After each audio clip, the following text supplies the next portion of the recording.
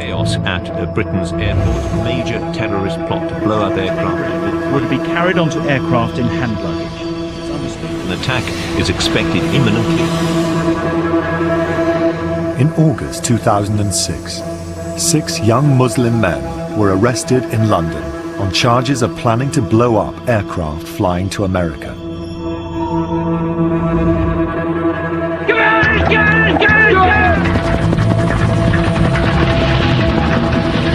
They believed in the same fundamental Islamic values that inspire the Taliban fighters who are facing the British Army in Afghanistan.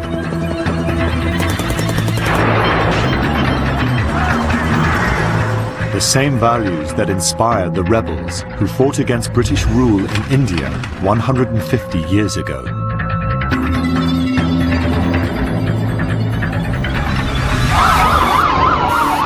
Looked like a deliberate act. A deliberate act, sir.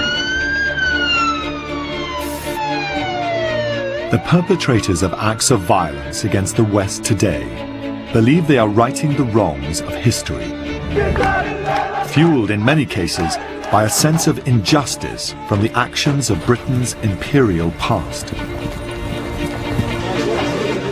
In this series, we explore how the centuries-old history of conflict between the West and Islam can help explain the violence of recent events.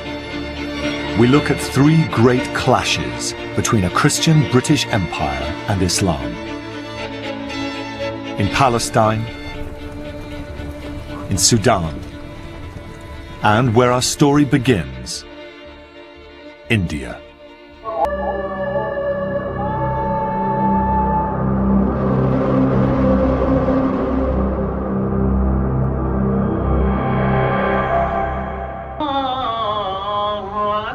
In 1700, there was a faith on which the sun almost never set. From the Atlantic to the Pacific, Islam dominated half the world for 1,000 years.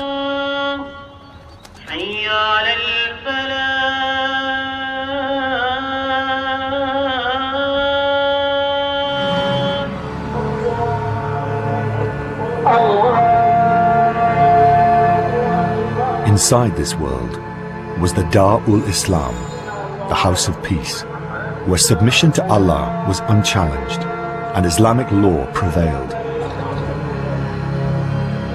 Here, Muslim success seemed God-given, providential.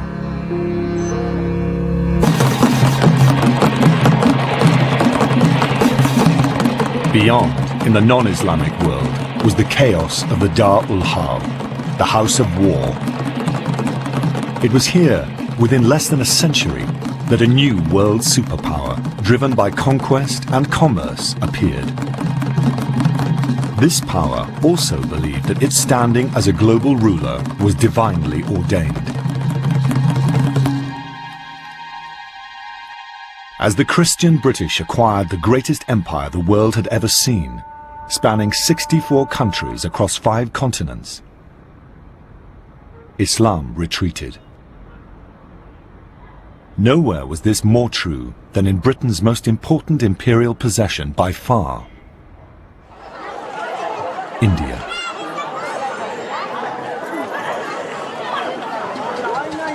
In the beginning, the British had only one ambition in India: to make money out of it.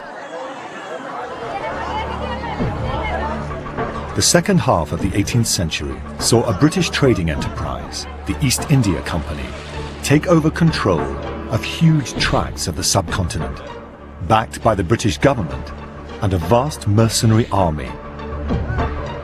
By 1803, this private company dominated India and had penetrated to the heart of the Muslim Mughal Empire, Delhi.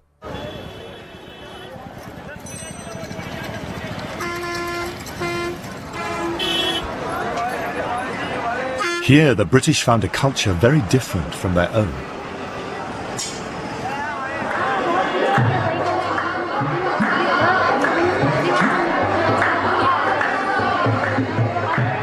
For 300 years, the Mughal emperors had ruled several 100 million people, most of whom were not Muslim.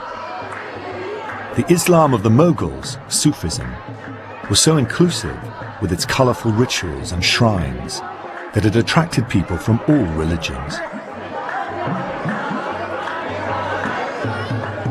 The culture of Delhi, by which I mean the Sufi culture, has always been a composite civilization. It's Hinduism mixed with Islam. Sufism is the form of Islam. It's Islam at its most tolerant and pluralistic. And the British, when they arrived in Delhi, found it very easy just to become an extra part of this great mixture. They weren't any more different from everything else than Hindus and Muslims were from each other. And it was an enormously open, tolerant and accepting world. And so the British threw themselves into this with enthusiasm.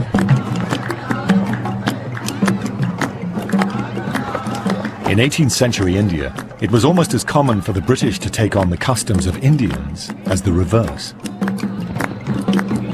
These pictures symbolize one of the happier moments of Islamic-Christian relations. Englishmen living like Indians. The British representative to the Mughal court, Sir David Ochterlony, personified this Orientalism.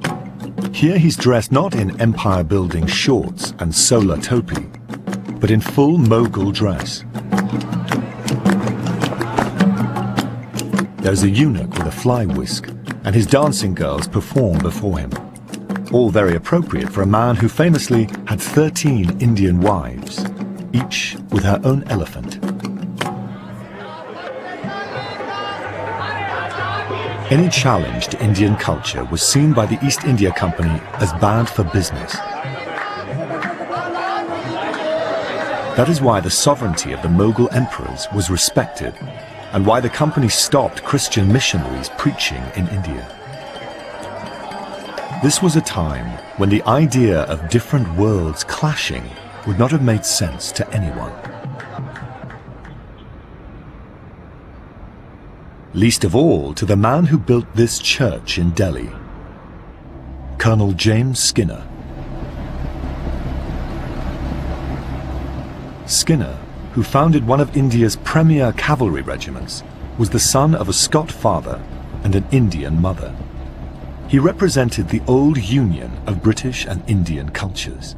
He was a devoted Anglican, but respected all religions. Then, in 1852, 10 years after Skinner's death, a new vicar took over at St. James's. John Midgley Jennings represented a new wave of evangelism. St. James' Church has become the centre of an incredibly aggressive Delhi mission headed by the Reverend John Midgley Jennings. Jennings believes that the Mughals are the princes of darkness. By the 1850s, a resurgence of austere Christianity had inspired a religious crusade to eradicate the wayward beliefs of Britain's imperial subjects. Thousands of petitioners had successfully demanded that the British government overturn the East India Company's ban on missionaries in India. As Jennings wrote, "A strong attack must be made somewhere. The roots of ancient religions have here, as in all old places, struck deep.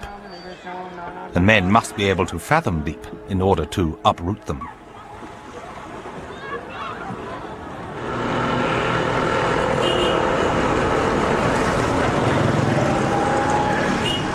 Jennings' arrival in India heralded a hardening of attitudes. The old tolerance had begun to melt away, and harmonious relationships between races and religions were being replaced by hatreds and intolerance.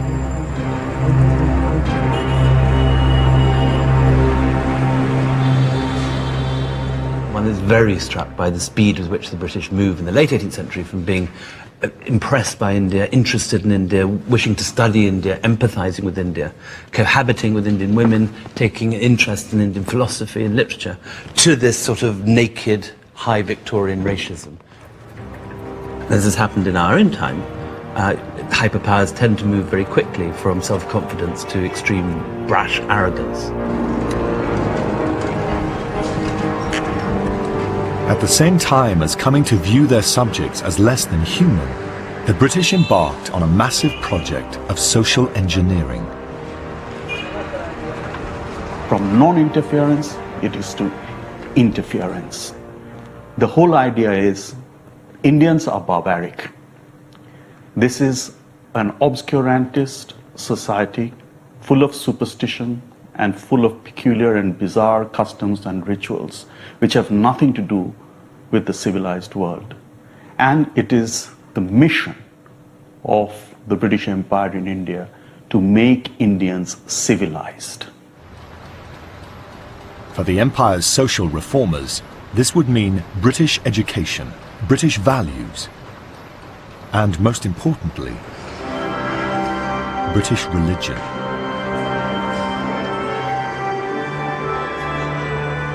To many missionaries like Jennings, the subcontinent was a battleground in which they, as soldiers of Christ, were struggling against the forces of darkness.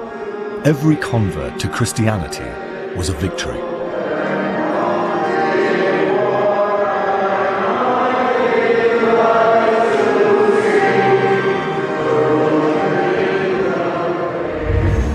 Muslims and Hindus alike started to feel that their own religions were threatened.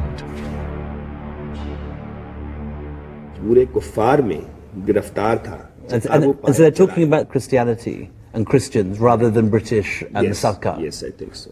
Buried in the Indian National Archives, William Dalrymple has found dozens of references to the fear of Christian supremacy among both Hindus and Muslims.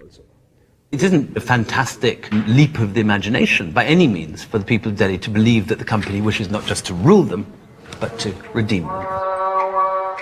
Indian people all over North India are increasingly convinced that the company actually wishes to convert them by force.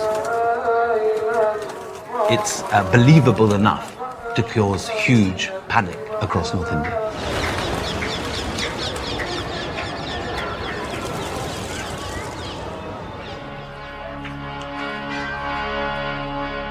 The cultural vulnerability that Muslims in particular felt was to open their eyes to a new form of Islam, one that would confront British evangelism head-on.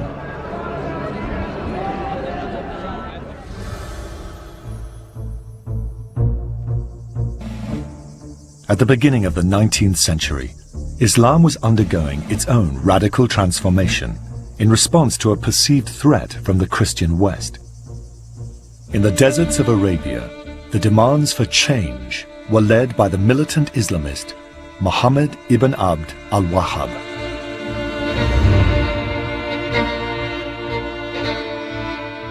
From the holiest Muslim shrine in Mecca, al-Wahhab propagated a fearsome fundamentalism that returned Islam to its pure and untainted roots. All traces of Western influence should be expunged at the point of a sword.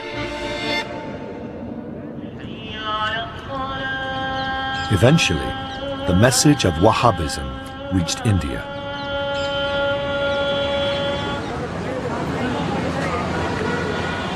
In 1821, a young radical student from Delhi called Syed Ahmed had joined the pilgrimage to Mecca.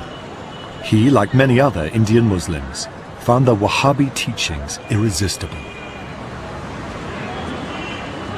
When Syed Ahmed goes to Mecca, he comes under the influence of a teaching of an earlier reformer, basically saying, if you don't convert to my way of thinking, you are un-Islamic, and I have a duty, an absolute duty, to offer you one chance to convert, or I kill you.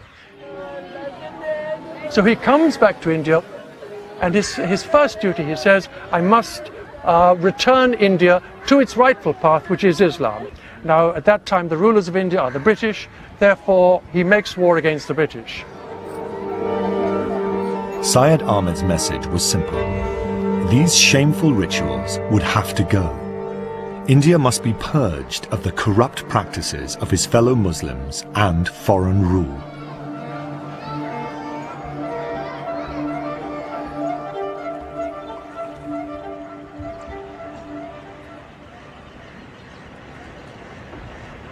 Syed Ahmed and his fellow Wahhabi radicals found a base here in Patna on the river Ganges. It was the center of the East India Company's most profitable venture, the opium trade.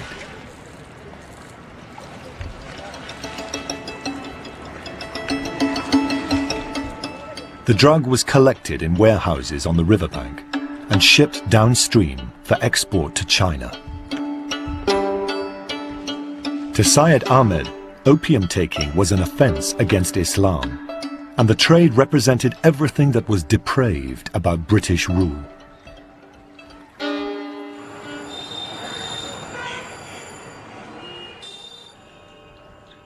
Professor Imtiaz Ahmed is director of Patna's public library. His ancestors were allies of Syed Ahmed's at the heart of the radical Muslim movement. He found his most ardent followers in a family from the city of Patna, which is known as the Sadiqpur family. We belong to that family. The Holy Gospel is written according to... So their first objective was to remove the British from India so that Islamic government or Islamic society could emerge. This is the place in Patna where the radicals set up their headquarters, now the town's roadworks department. It was from here that Syed Ahmed began to organize his struggle, his jihad, to rid India of Christianity. During the last few years, fate has been so kind to the accursed Christians. My heart is filled with shame at this religious degradation, and my head contains but one thought: how to organize jihad.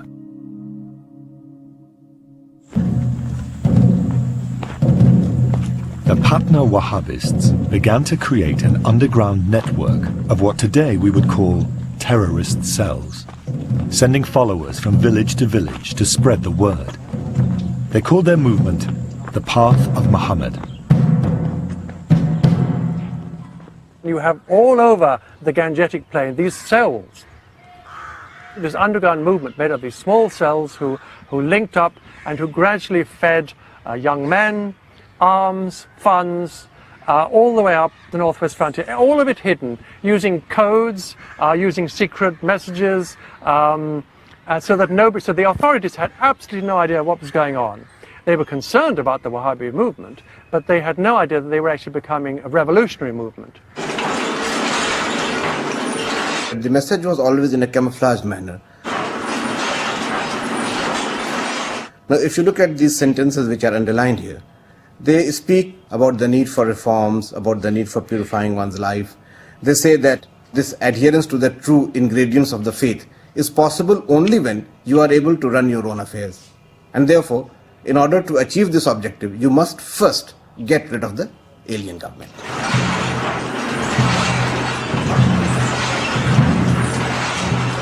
But according to Islamic teaching, for this jihad against the British to be legitimate, it had to be declared in a place where Islamic rule was already constituted.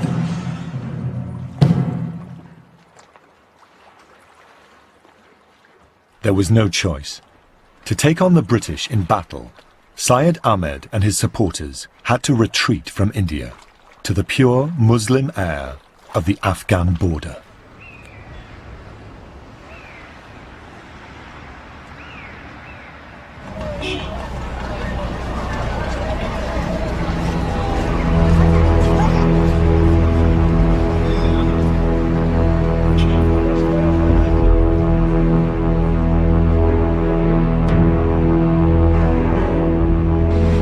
Syed Ahmed gathers his followers together, he goes to Peshawar, and that's where he begins his campaign to re-establish Islam. And he finds a place in the hills which becomes known as the camp of the Mujahideen, the camp of the holy warriors. And amazingly, that camp survived up in the hills for over 150 years.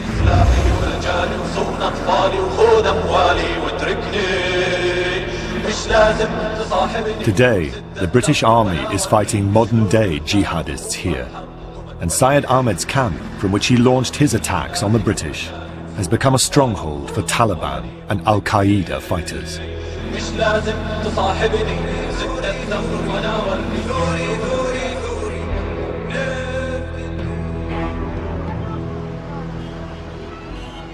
When Syed Ahmed was killed in 1831, the British must have thought their troubles with the jihadists were over. So 16 years later, when British officers captured some troublesome cross-border raiders, they were amazed to find that these people were not local Afghans or Pashtun tribesmen. They were the next generation of Wahhabist radicals, inspired by Syed Ahmed, still planning their jihad against British rule. Syed Ahmed's jihadists were about to change the face of India forever. So we welcome all of you this morning in this house of God for prayer, worship, and fellowship. By 1850, both sides of the fundamentalist divide, British evangelists and Islamic fundamentalists, were entrenched in India. Two faiths at the height of their intolerance. Intermarriage had all but disappeared, to be replaced by racial separation. In half a century, a vibrantly multicultural world had splintered into its component parts.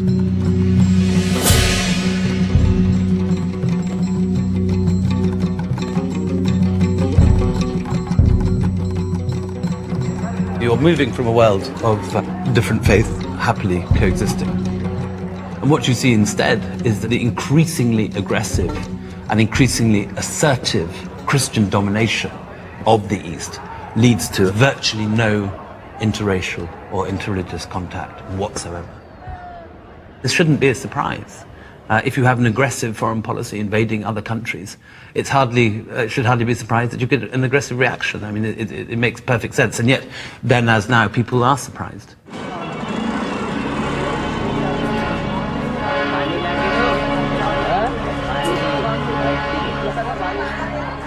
This racial apartheid generated a revolutionary fervor. Flyers and posters appeared all over northern India, urging people to rise up to protect their culture and faith.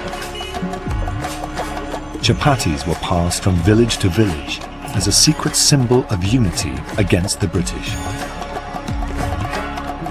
And it's interesting, the British are never referred to as the British or the English, Angrez. The word Angrez is never used, the word Gora, white, is never used, the word Farangi, foreigner, is never used. Instead, they speak almost exclusively of the Nazrani, the Christians, and the Kafirs, the infidels. In 1857, this clash of fundamentalisms came to a head. This would be no border squabble. It would be something much bigger, a vast and bloody revolt in which a great empire in decline would confront a great empire on the make. A battle in which Christianity and Islam would go head to head.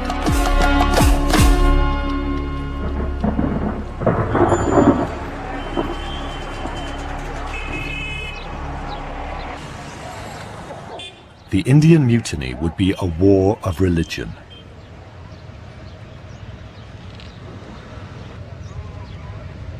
The British were able to rule India because of their army, the largest collection of mercenary soldiers in the world.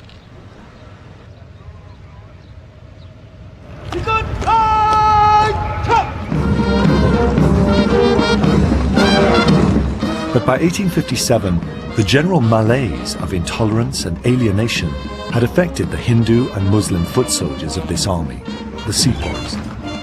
As their fears worsened, the sepoys' respect for their British officers dissolved.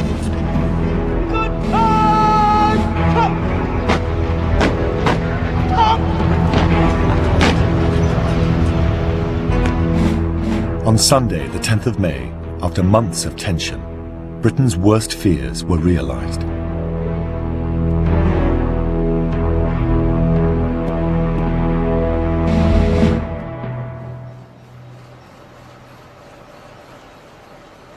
In the garrison town of Meerut, the British community had just attended Sunday service at St. Stephen's Church in an atmosphere of high anxiety.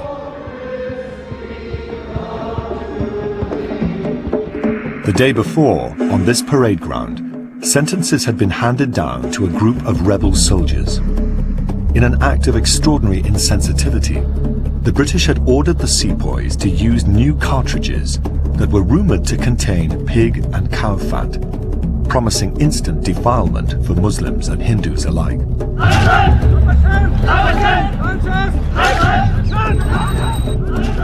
The rebels had refused and were dragged away in chains. Here was the final proof that the British wanted to turn them into Christians. Taking a sepoy's uniform away and then putting shackles on him is probably the worst possible humiliation. Especially because he feels that he hasn't done anything wrong. He was only trying to defend his own caste and religion. And for that, his trusted superior white officer is now punishing him. This was the breaking point. On Sunday afternoon, several thousand soldiers joined the mutiny against their British officers.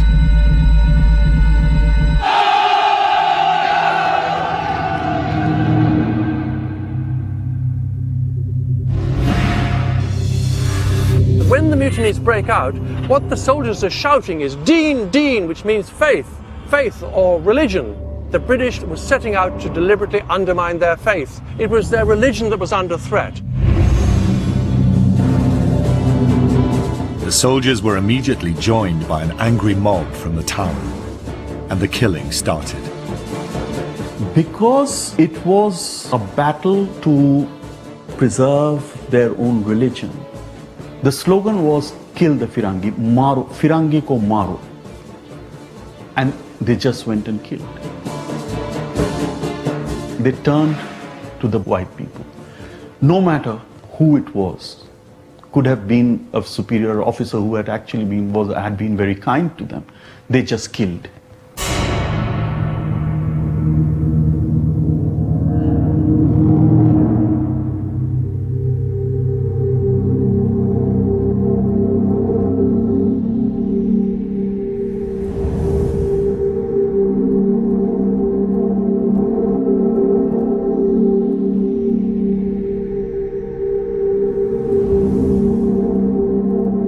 By the end of the evening, 41 European Christians were dead, including 8 women and as many children.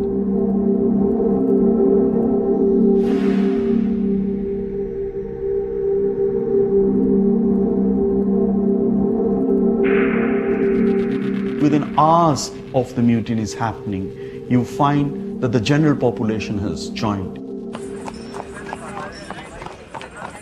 This gap between the civil population and the sepoys is bridged within hours. And what begins as a mutiny becomes a general uprising very, very fast. Because the sepoys are actually drawn from the common people. So the grievances are the same.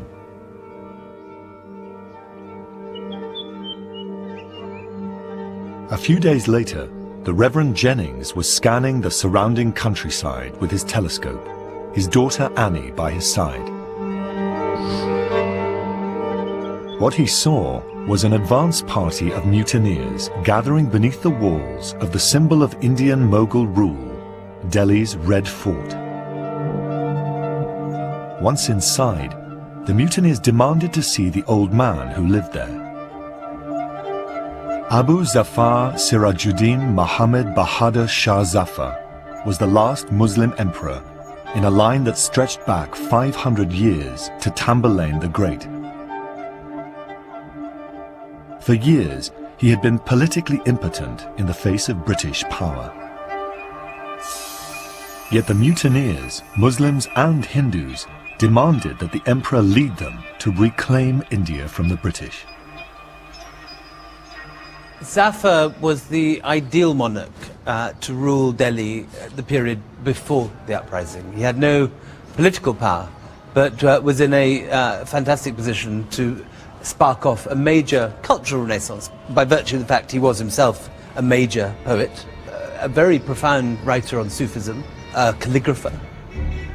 In fact, aged 82, he could not have been more magnificently unsuited to lead a rebellion against the greatest military power the world had ever known. Although the great majority of the sepoy mutineers were Hindus, many of the insurgents described themselves as mujahideen or jihadis, and a hardcore were Muslim Wahhabist radicals. Their part in the events that followed was to be crucial. They are saying we have a common enemy, we will join you. So it is a common focus of resistance, which the jihadis in Delhi are spearheading. Overnight, the great Mughal capital was turned into a battleground. The religious nature of the uprising was immediately apparent.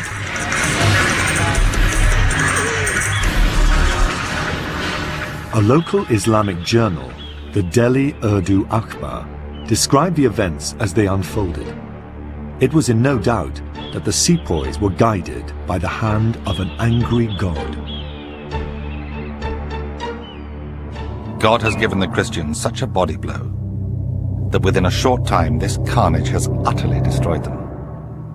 For he has powers over everything and has overwhelmed all their schemes and ploys. Within hours, Padre Jennings and his family were dead, cut down with swords as they hid in their Red Fort apartment. In language that could have come out of an Al-Qaeda press release, the Delhi Urdu Akhbar reported that there was something miraculous about the ease with which the British were being dispatched. Englishmen are still being discovered, and thanks to divine prowess being easily overpowered. Their arrogance has brought them divine retribution. The English are now suffering under the blows of the unseen power because of their enmity towards Islam.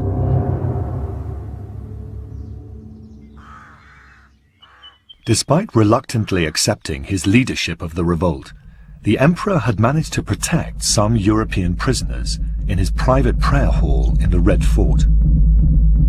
5 days after they arrived in Delhi, the Muslim rebels came for the prisoners, and despite the emperor's protestations, bound them and took them to a pipal tree in front of the palace drum house.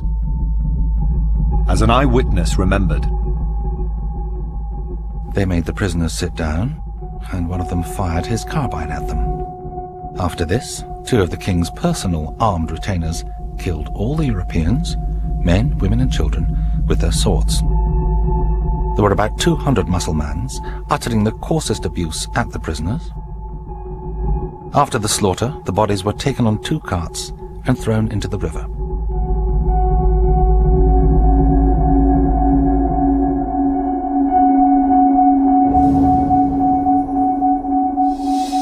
By the end of the day, scores of British in Delhi had been killed. The rest had fled.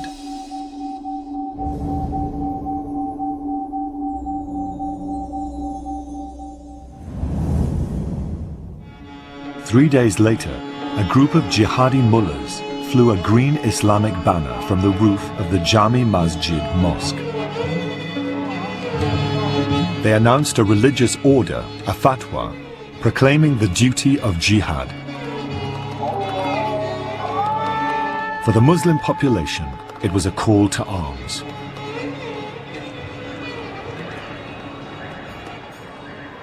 In the months that follow, you have large numbers of civilian Muslims taking up arms and fighting for their faith. And often these guys are completely untrained in the arts of war. This was now no longer a simple military mutiny. It had become a revolt against the whole of the East India Company's rule and Britain's imperial project.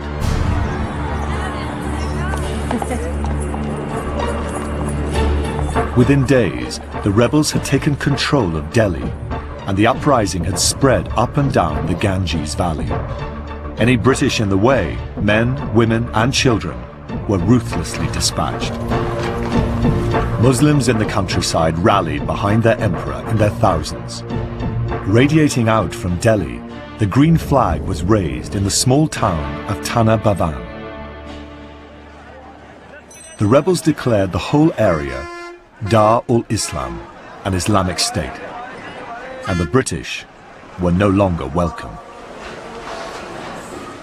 हुकूमत यहाँ पे इस्लामी थी और उसको वो ख़त्म करके और उसके ऊपर वो अपनी तहजीब और अपना तसल्लुत जमाना चाह रहे थे, तो यहाँ के लोगों का एक फितरी भी वो जज्बा था.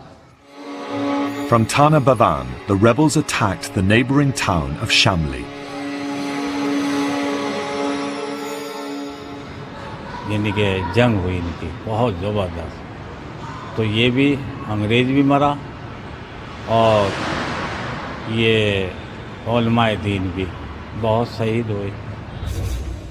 After a ferocious battle, the surviving government officials and soldiers were driven from their compound. मस्जिद में पनाह ली लोगों ने, मस्जिद में आके उन्होंने अंग्रेज़ी लोगों ने और उन्हें शहीद हुए. 23 government officials and soldiers were rounded up and murdered here, together with 130 local Indians suspected by the rebels of siding with the enemy. बचपन से उनको यहाँ से लेके चले गए परे बस मस्जिद में ही, और वहाँ जाने के बाद में उनको फिर ले गए यहाँ से, उनको दफन करा यहाँ से. वे सब चले गए यहाँ से जितने से सब हमने ऐसे सुना था यहाँ से अपने बुजुर्गों से. It was just touch and go.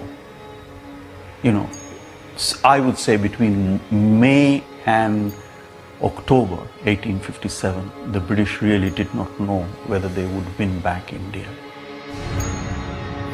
For Britain to lose the jewel in the crown of its empire was unthinkable.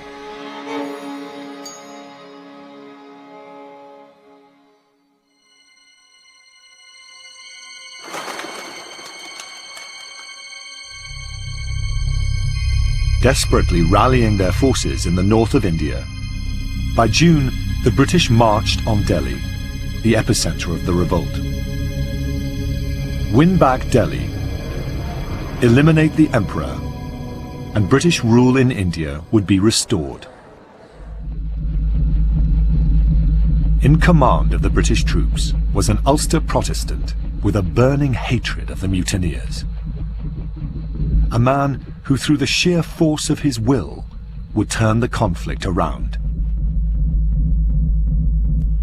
Well, this rather splendid slab of marble was taken from the Emperor's Palace, and it covers the mortal remains of my great uncle John Nicholson, or Nicholsane, who was perhaps the single most important man on the British side. He is the man who really galvanized the assault on Delhi, and his arrival turns the tide. He was in many respects an awful man, a psychopath you might almost say, and probably single-handedly killed more Indians in that campaign than any other person. There's an account of him riding up in his stirrups and actually slashing down with his sabre and splitting a sepoy in half. Nicholson demanded that the British government pass a bill for the flaying alive, impalement, or burning of the murderers of the British women and children of Delhi. If I had them in my power today, I would inflict the most excruciating tortures I could think of with a perfectly easy conscience.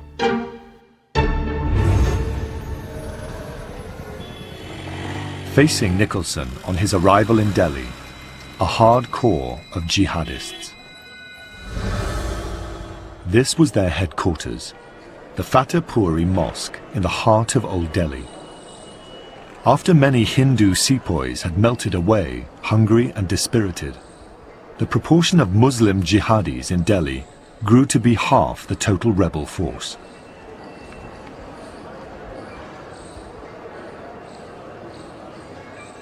Among the rebels was a group of suicide jihadis, hardcore Wahhabi Islamists prepared to fight to the death against Christian soldiers hell-bent on revenge.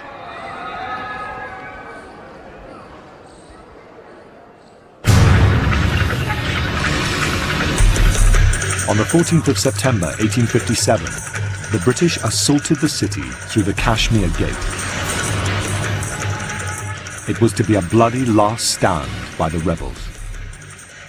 The British believed that once they got within the walls of Delhi, once they breached the walls, that the opposition would simply run away and they'd win.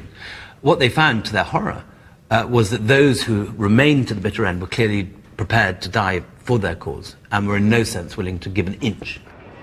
It looks for 4 or 5 days as if it's the British rather than the rebels who are going to break. In the end, it was Delhi's Indian population that was on the receiving end of the most brutal revenge killings.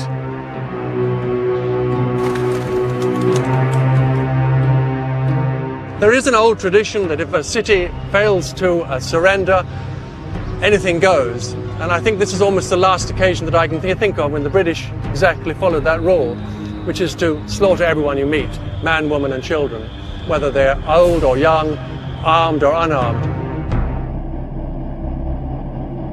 As Nicholson's forces pushed through the city towards the Red Fort, killing as they went, the rebels and their leaders were wiped out.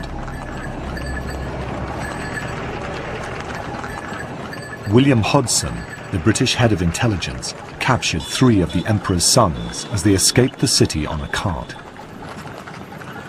He ordered them to strip naked and then personally shot them dead at point-blank range.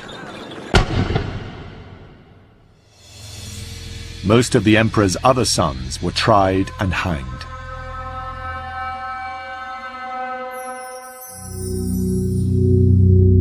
Hodgson wrote to his sister the following day, I cannot help being pleased with the warm congratulations I received on all sides for my success in destroying the enemies of our race. The whole nation will rejoice. I'm not cruel, but I confess I did enjoy the opportunity of ridding the earth of these wretches.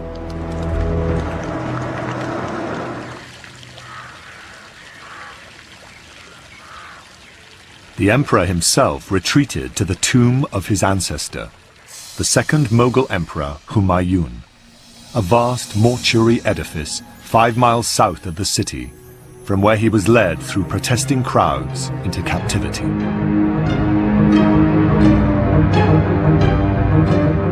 It was the end of the revolt in Delhi. But with much of northern India still in rebel hands, for the British, this was only the beginning of a long period of soul-searching and bloody revenge.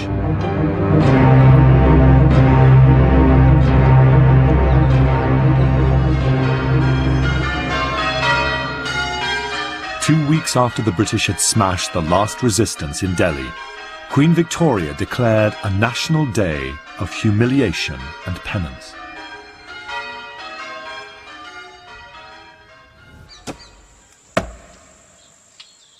The murder of hundreds of women and children by the rebels, more than 200 in Cawnpore alone, incensed the British.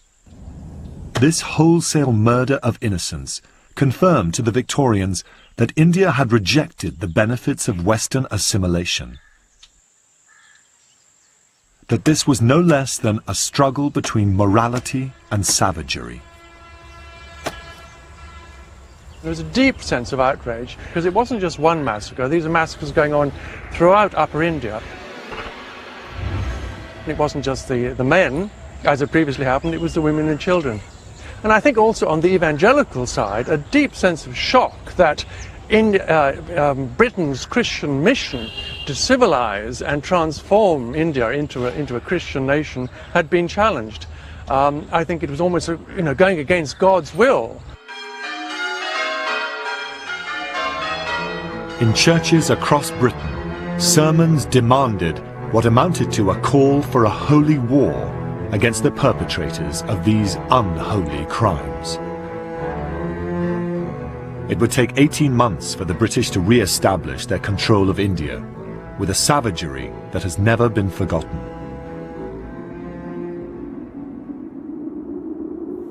Down the Grand Trunk Road, every tree had 4 or 5 Indians who were just strung up and hung or shot. Any native who they caught was hung.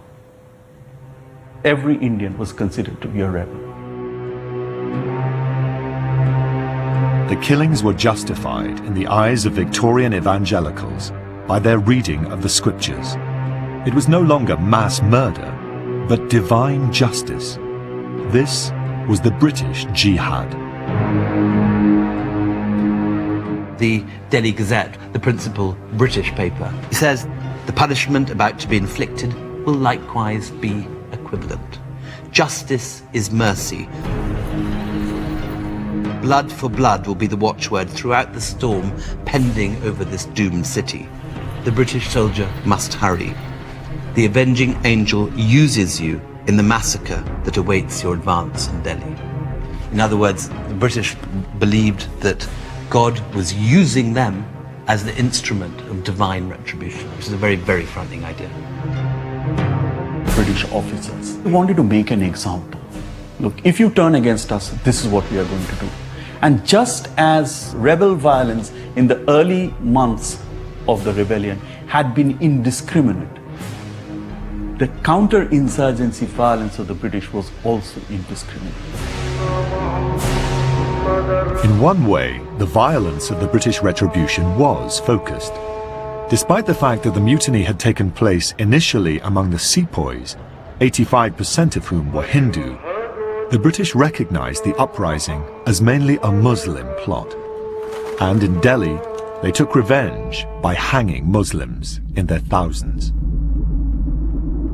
Thousands of Muslims, especially religious leaders, were hanged on the trees just for creating some fear and some terror. Thousands of dead bodies hanging. It's overwhelmingly the Muslim upper class who are hunted down and hung en masse. In one Delhi neighborhood alone, Kucha Chalan, some 1,400 citizens were cut down by the British Army. Among the dead were the intellectual elite of the Mughal Empire. As a young official in the emperor's household wrote, there was Mayan Amir Panjakash, the great calligrapher, who had no one comparable to him on this earth. Then there was one of our greatest poets, Imam Baksh Sabai. We will never see their like again. Meanwhile, many of their women were so disturbed by what they saw that they left their homes with their children and jumped into the wells. My pen refuses to describe this further. The British had no such reticence. One officer wrote of the rebels, they were not human beings, but fiends, or at best, wild beasts, deserving only the death of dogs. Over 3,000 Muslim residents of Delhi were tried and executed, either hanged, shot, or blown from the mouths of cannon, often on the flimsiest of evidence. As if killing its inhabitants was not enough, the British then set about wiping Delhi and its Islamic heritage off the map. The British, once they've captured Delhi, really just simply wish to erase Delhi from the face of the earth. Palmerston in London even writes, delete Delhi.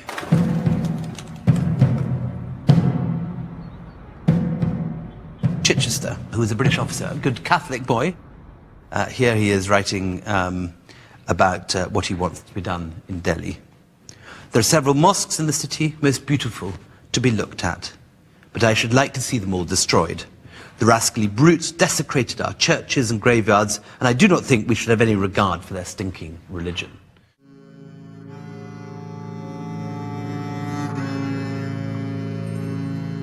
Not far outside Delhi, situated next to the domes of one of the oldest Sufi shrines in India, lies Zafar Mahal, the wrecked and ruined summer palace of the last Muslim emperor of India, Bahadur Shah Zafar.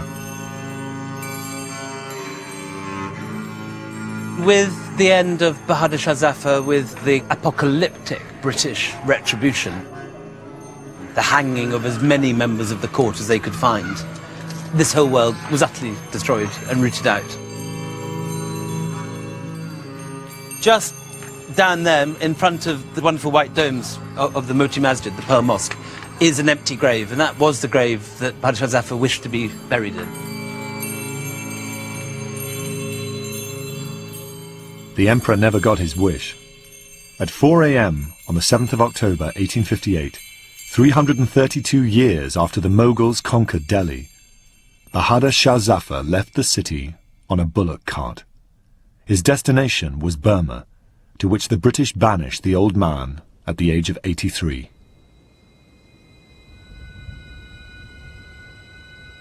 In the years that followed, the British set out to destroy the last traces of the Indian Wahhabi network.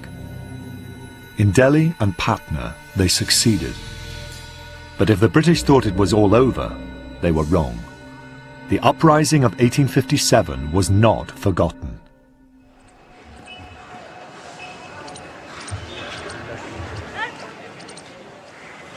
In 1866, two jihadi rebels who had escaped the British purges after the mutiny founded a religious school or madrasa here in Deoband near Delhi.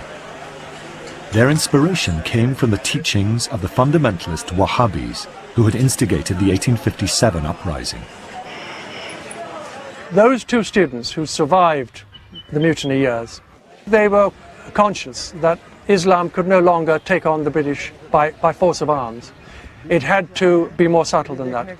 So they essentially tried to embark on a revitalization of Islam through ideas. Come on. We have about 3,500 students. This is the biggest class where 800 students sit under one roof before one teacher.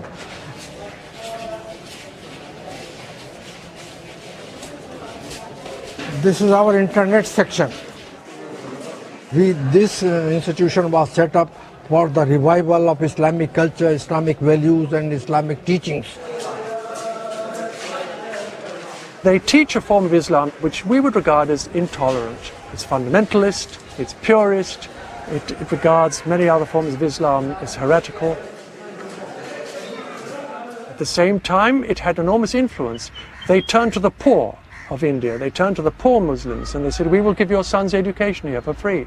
And within a period of 30 years, had become the leading example of Islam in India. Deobandism has remained a peaceful force for purifying Islam through ideas and education in India. But elsewhere, it has become a vehicle for promoting violence, transformed by two world-shattering events. In 1979, the Soviets invaded Afghanistan and oil prices went through the roof.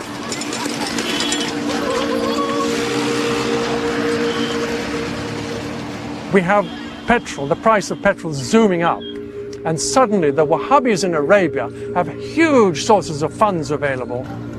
And which madrasas do they support? Naturally, those that are pro-Wahhabi. And so we have a situation now where the Deobandi and Wahhabi madrasas are dominant in the northwest frontier. Those religious political parties actually run the frontier, and the Pakistan government is powerless. This reunion of Deobandism with its Saudi Wahhabist roots set the stage for an exponential rise in the number of Deobandi madrasas. By 1985, there were more than 7,000 in Pakistan. The students are known as Seekers of Knowledge, or Taliban. طالبان راغلل در نلره بازغان کړي جار کبلا تا بګلستان کړي د یاتیمانو بپورا هر یو ارمان کړي جار کبلا تا بګلستان کړي. The Taliban came out of Deobandi madrasas in Pakistan to create the most reactionary Islamic regime in modern history. They are inspired by the same ideas that drove the jihadis to fight against the British 140 years before. बड़े सगीर पाक हिंद में उन्होंने वो कब्जा कर रखा था मुसलमानों के अफकार तालीमात और उनको तगीर और तब्दील करने मसख करने की कोशिशें कर रहे थे. अब भी वही हालत है कि मगरबी या इस्लाम दुश्मन कुव्वतें जितनी भी हैं वो इस्लाम और मुसलमानों से अपने दीन उसके शायर उसके तालीमात और उनके अकायद को छीनने और उनको मसख करने की कोशिश कर रहे हैं.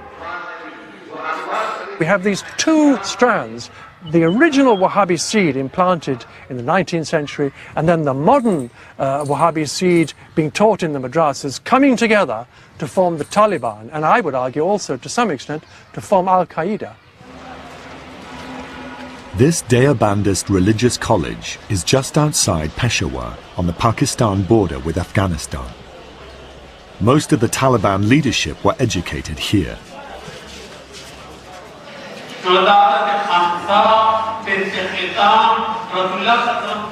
It is the same place from which the Wahhabist Syed Ahmed issued his fatwa against the British in 1827. Many students from this and many other Deobandi madrasas along the frontier have fought and continue to fight against the British and American soldiers in Afghanistan.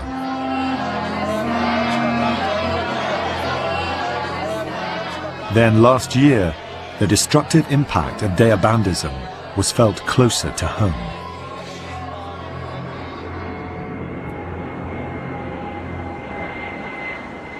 In August, 6 young Muslim men were arrested in Walthamstow, East London, on charges of planning to blow up aircraft flying to America.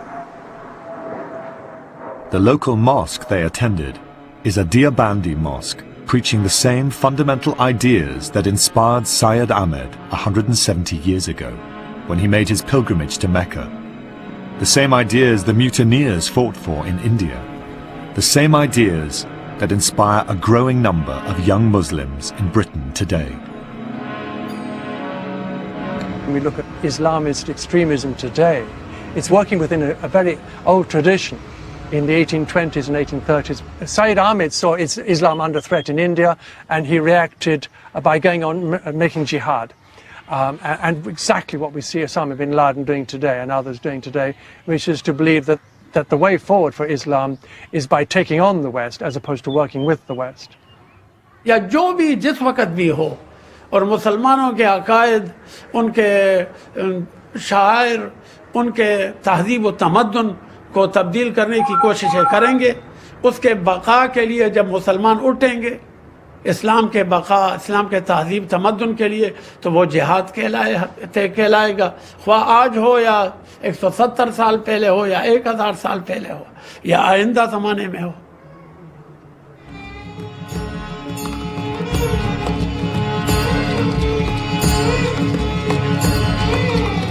Next week, a self-proclaimed Muslim redeemer takes on and trounces the might of the British